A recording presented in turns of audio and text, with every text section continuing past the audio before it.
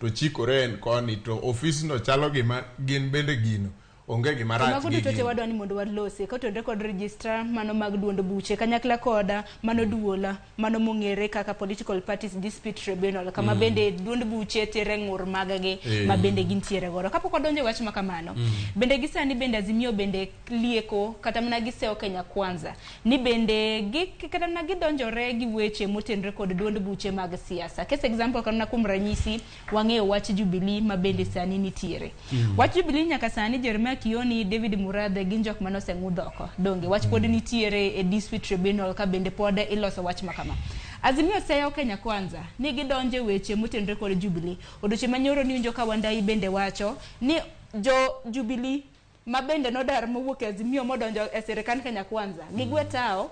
mar mondo mi jopiny odhi chako yier jok manyien mano nyalore adier Orogo aparo ni kaka Meshako wacho ni ntie Yawruok e somo sheria mar Political Parties Act aparo ni mano be oripo beni warango iye kan kecha koso rango chikno miyo bedo gi problems mang'eny parties registro political parties kaka Meshako oripo benen en duond ma register parties moripo benen gi teko kata independence to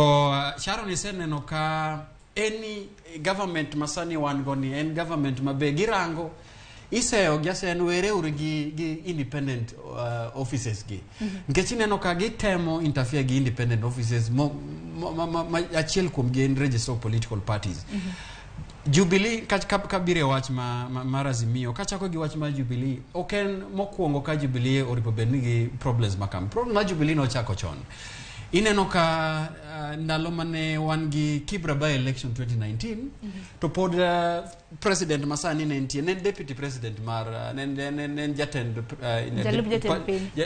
jatend piny to kata ben nen deputy party leader ma Jubilee to nineno Yawruok manene Jubilee kabiro by election by election ma Kibra ndalo chane jiwaran to en Ruto chungo Mariga kose en Uhuru tamre ni chung support ja ODM Yawruok no chake Jubilee ma ji openye to kara party leader jatend Jubilee nga en deputy president